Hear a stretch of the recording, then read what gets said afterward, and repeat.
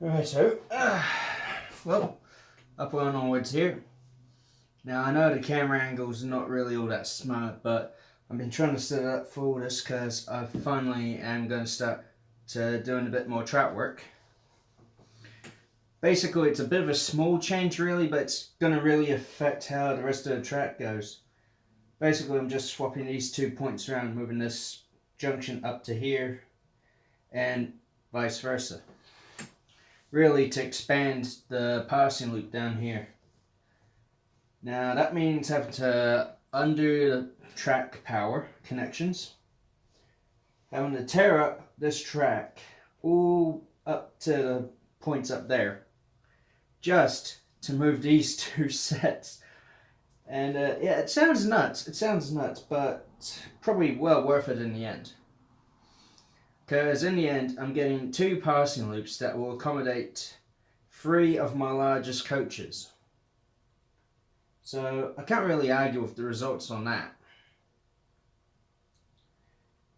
Oh, and to make sure this video ain't stupidly long, I'm going to do a sort of time-lapse bit in it. So yeah, should be good. Right, first of all, gotta deal with the nails that are holding the track down. So, where's my knife?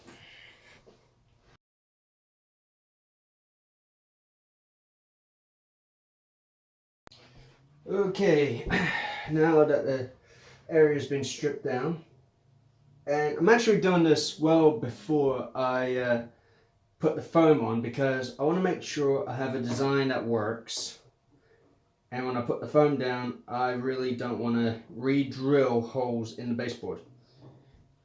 And if you're wondering why the heck was I using a paintbrush, I was getting rid of the dirt and dust and crap that was underneath the track bed and the sleepers and that. Just give me a nice, fresh, clean area. So the idea really is to move the point from here literally to fill this gap here. Yeah. It doesn't seem all that big a deal really. So you get stuck into it. Oh, okay. Ow. Because I never really expected to work this much on a layout. Oh boy. And it looks like I have to alter a few things. So, disconnect that. Extra hammer. Instead of using one of these, got something else lying around. Where'd I put it? Yeah. Handy wee tool, but no one really uses it that much. Pair of nail clips.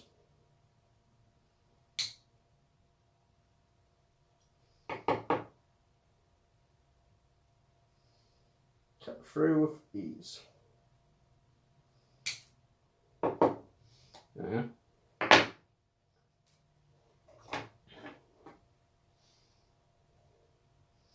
Now, put this point on here.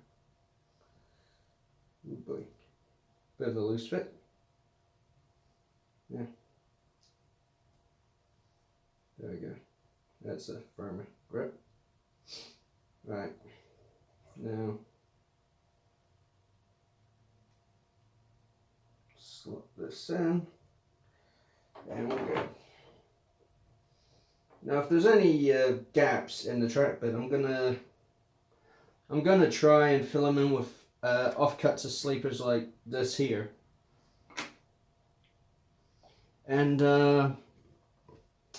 basically, if any of the sleepers that are broken, I'll just grab the offcuts, cut them into probably the sections I'll need, then sticking them in with liquid poly so that way the sleepers are a permanent fixture onto the rest of them. Not on the track, because last thing you want is some adhesive stuck to the rail. That would really kill things. And for my track power, I'm just basically using these Pico drop bleeds. Very handy stuff. For the inner track here, I'm going to use the exact same holes I used. But for the main line, I'm going to have to re-drill. Because, and here's the good reason, the holes for where I drilled originally, before I did the whole swap over, they're right here. They're right here. Now, if I had the point switched like that, so train goes that way, train goes that way, that would completely isolate the whole main line. Which is a rubbish thing to do. It's rubbish. So, before I even drill in those new bits, what I have to do first, very simple, very easy, drill new holes. Well, not drill new holes yet, because like a dope, I left my drill battery off the charge for a while and it's gone flat. Yep, I'm a bit of a nimrod for that. So, at the moment, well, I've already marked out where the holes will be roughly on here. So, till then, guess I have to plug them in. So, for that,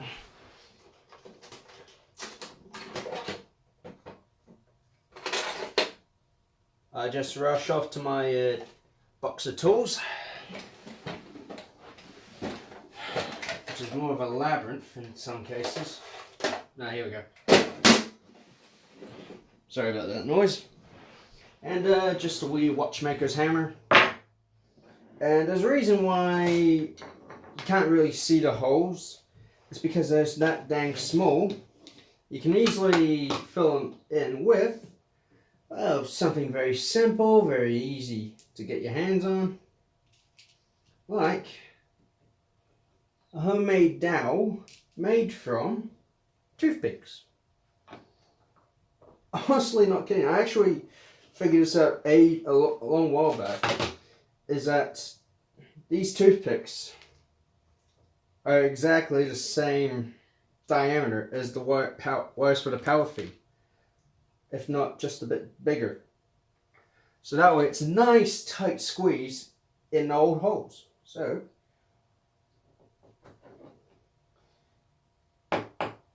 yeah, no a bit too big. Grab two big ones by mistake. Whoops. Need something smaller.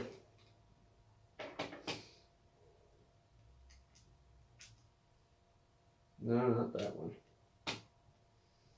Just really need to cover the holes because when I do the foam bit, any hole in the surface up here will allow the glue I'll be using to seep down below, and I don't want glue in the carpet. I really do not. So, plug it in by hand first, then drive it in home.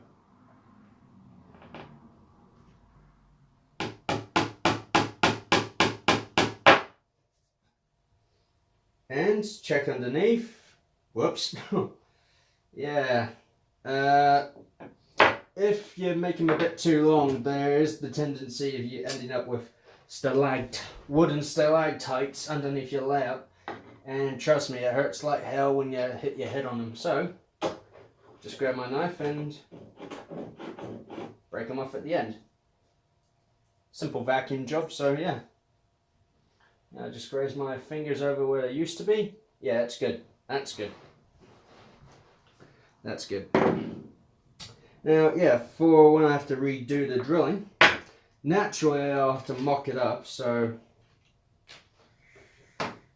But I am planning on removing these two sections of set track and replace them with flexi, mainly because I can see a bit of a kink in the rail, and I don't like that. I don't like that. Plus the step caused but from here to here. It's a slight step, but gee, you can see it when the train's right over. So I got myself a nice nice section of flexi here, which should be more than enough for this section. If I could get the ends straight. Bugger. They're not cooperating with me tonight. Bugger. There, good enough. Right, so this end over here like so, and this end over here like so. So the annoying bit is to try and work out where the rail ends. Mark it out, then cut the son of a gun where you need it cut.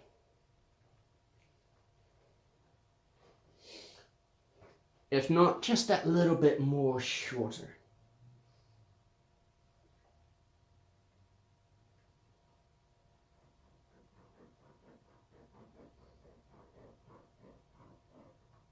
The reason I'm using a file to mark the flexi of where I want to cut, simple. I'm just using it to clear the top grime on the rail, because I have not used this flexi track ever. So the rail has oxidized a bit, which does give it a nice weathered look. I have to admit, it does make a nice weathered rail look. I like the natural look compared to the artificial one, but you know, if it ain't to scale, well, the purists can go shunt off. And I can't believe I just said that. Right, now what I'll need is a pair of clippers. Well, cutters really, but yeah. Now, a lot of these channels and that have those very, very, very neat, cool, and cutting crisp clean Xeron cutters. I don't exactly have that luxury, so what I use, beefy pair of wire cutters. I mean, if you do it right, the job's good. I mean, you have to file the ends of the rail a bit, sure, but it still does the job, so I can't argue. The only hard bit is trying to figure out where the heck to cut them. Because it's not only rail I'm going through when I use these, it's also the plastic sleeper too. Yeah. And sometimes the cut is not as clean as I would like it, which at times really gets under my skin.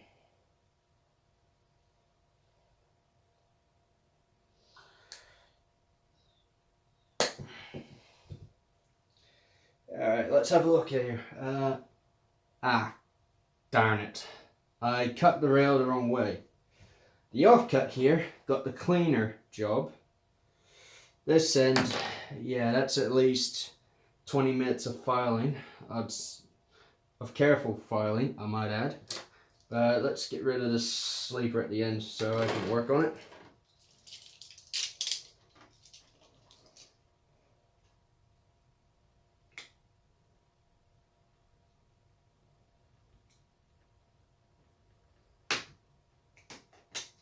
There.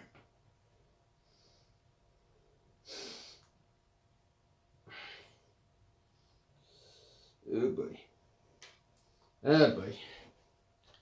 Looking at the ends of the rail, you can, well, if I put my hand in the way so the focus will work, you can see how I messed up the cut compared to this end. Compared to this end, I mean, look at that, that is quite good. The other end went up the creek. Crap. Oh well, can't really argue. Can't argue, you know. Well, now is the length of this hunk of badly cut rail is now roughly the length I want it. And I think I might be cutting myself a bit short on the length here, so whoops, but I think I got some extension bits lying around here now, but yeah. That's how you're not supposed to cut the rail. Gosh darn it. Oh man. I'm just making a complete monkey out of myself here. Oh well, at least I'll be able to use this bit for this section. Doubt I can screw up a cut like this. Doubt it, but we'll see.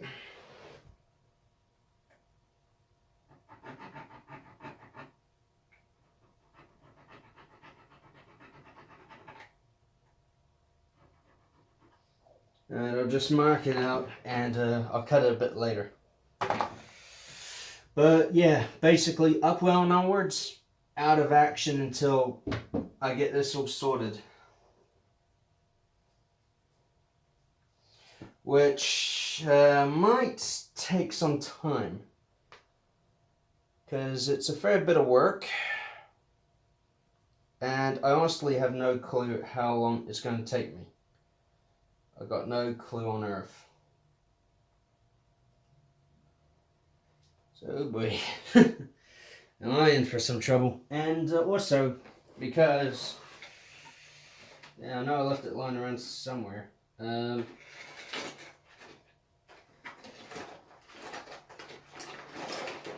we go. Also, on this section here for this turnout, I'm going to be adding a trap point. Now, it's a bit longer than what I want to use, about 2 sleepers longer. But I figure if I can clip it just right, I might be able to work with it. But if I have to, it means I'll just have to extend this out a bit more, making that curve slightly tighter. But a trap point would actually save me a lot of grief in the long run, because have it there, locomotive running the wrong way, hits that, derails, I'll know what's up. Because when the track's close to the edge like this, I do not want anything rolling off this edge and onto the floor. I really do not. It's happened from time to time. It's not good. But yeah, basically you just witnessed me making a bit of a mess of my own layout. Oh boy. But yeah, well, basically you don't see people using liquid poly that much. I think a lot of people refer to it as plastic weld, which does make a lot of sense considering how good it is. I'll just use these for instance, liberated them from the kitchen. I've done nothing to them. They're straight out of the, well, pack, really, that was in the cupboard. Open this up. Now, since it's wet, it's going to be a bit of a bugger to try and figure out how well I covered it, but yeah.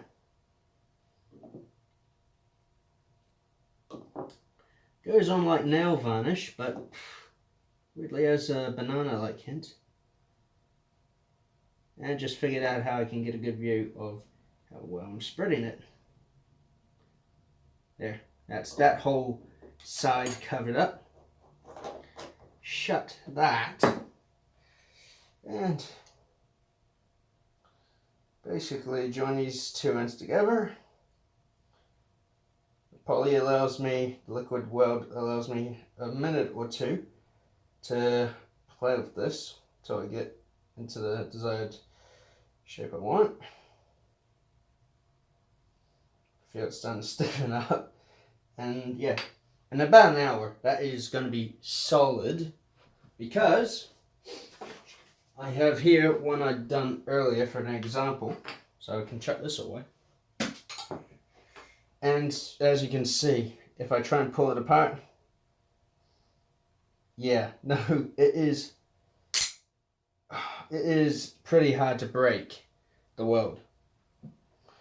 It really is, especially at the end. I got all this leverage on for me, and look, and it's still staying like that. I can hear it. There we go. From what was a nice, clean, smooth surface is now pretty abrasive, so it just shows how good some items are. And how much of a pillock I am. But yeah, basically until I get back to work on this, track's going to be left where it is. I'm putting those away for certain reasons, and well, if I can find its container, which is not in the toolbox, but right next to the camera, darn it. I'll put these drop leads away. Oh, speaking of which, when I actually had the old track wheel cleaning kit from Pico, basically a brush and scraper. I took the cord, cut it in half, soldered the ends, and well, one of the ends anyway, and made my own drop lead, which is quite a lengthy bit longer than your standard one. But in all fairness, I think Pico nailed the soldering a lot better than me. There we go. I think Pico really nailed the soldering a lot better. But yeah, chuck that back in.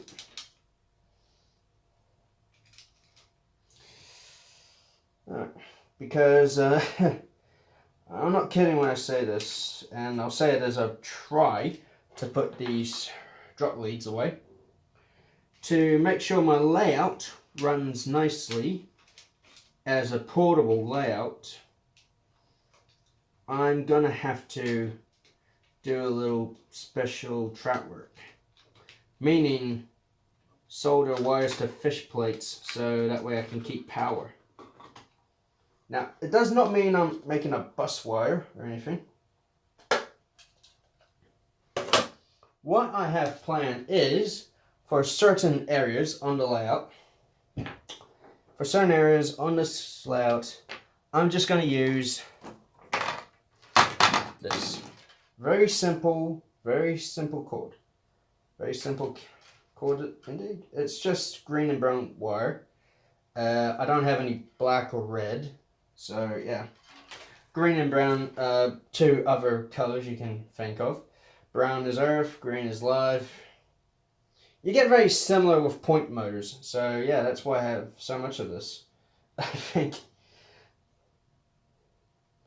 But yeah, I got it. Bloody. And I just noticed there's an end on this. What the flip? Anyway. What I'm going to do with these two wires is very simple. Clip it into the desired length. Naturally tin the tip once I get it exposed and that. Solder the ends onto, well, fish plates really. And work in between here and here, so that way they keep a continual track feed when I cut the sections along the line here. Along this line here, really. And I don't think I even need a pencil to mark it out. I think the camera picks it up. No, it doesn't. Well, it just does it, but the line along here, really, where the two boards meet. I don't know if the camera's in... Whoa, that is closer to the camera than I thought. Whoops. But yeah, I have to go back and forth like a yo-yo, check how the angle is now and then, but it happens. And just realised that this might be one of my long videos again. Great. As if people don't fall asleep on those enough. But yeah, first video of the year. Not bad, I should say. Should be a good one anyway. But yeah. And also, one more thing. Recently, Richard of New Junction posted up on the YouTubers page that he's pretty much shown the change on his layout after 1 year. Just 1 year. And I mean, it went from something similar to what I have going on here to pretty much a full-on mainline station. Ballasted, weathered, sort of. Sorry, Rich, but gotta be honest. And all I can say to him is, keep going on, mate. You're doing beautiful. And I just realized the change I could make on this. Nice.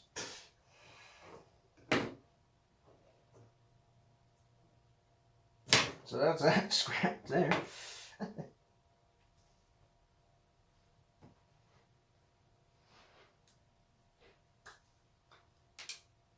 But yeah, joking aside, all kidding aside, good on you, Rich. 1 year, new junction, and cripes, you've really gone through a lot over the past year, mate. I mean, the whole preserved line section, the main line station, and that, it's beautiful, beautiful. And I know it's daft to say it on camera, but I'm getting rid of this bit of ballast work in the point here because it's secondhand. And it is just a pain in the backside to get rid of. Yeah, screw it. I just fit it on now.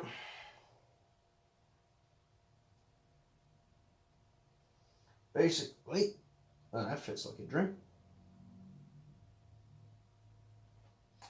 Basically, hopefully I end up with something similar like that.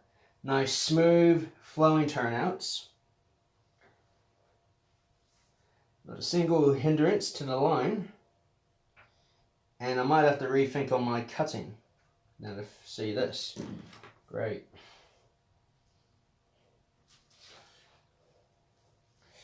But yeah. It's not often I do workshop videos anymore, but when I do them, half the time they end up as, well, disasters, I should say. But yeah, most of the time, it's pretty good. Pretty good. It's pretty good. Now, it's pretty much, what is it here? It's January the 4th here in NZ. And by the time I post this, it's probably going to be Jan the 4th in the UK too, so yeah. Editing, what are you going to do? But yeah. That's that remarked, ready to cut. And hopefully this time I got it correctly. But yeah, what I'm planning to do once I get this a bit more sorted out, is trial fit some point motors, see how they work. Because I got a box lying around somewhere that has 3 point motors that I can fit on top of the baseboard. So basically 2 surface motors and 1 normal motor that's in a neat housing. But yeah. And well, thank you all for watching this video.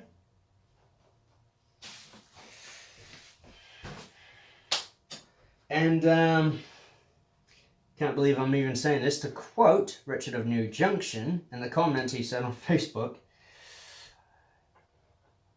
2019 might as well be looking upwell and onwards. And now that I think of it, now that I've said it, gosh darn man, that is corny. But good for a giggle. Thank you all very much for watching. I hope everyone has a great fresh start of the year. And hopefully both this and the micro layout will grow along the year. I mean. Bit of a tongue twister today, so sorry. And also, hope you all keep modeling, enjoy, subscribe and like my videos, comment anything that comes to mind, like goof ups, mistakes I've done, in review videos or running sessions that I sometimes put captions in. Feel free to correct any mistake I made. And if you happen to be a rivet counter, get ready to get owned. Whoever says you can't win against rivet counters is dead wrong. It's funny as hell. Now that I think of it, I shouldn't really be giving up such advice like that. Whoops. My bad. But yeah. From here in New Zealand, this is Upwell and Onwards saying, thank you all very much for watching. Have a good day.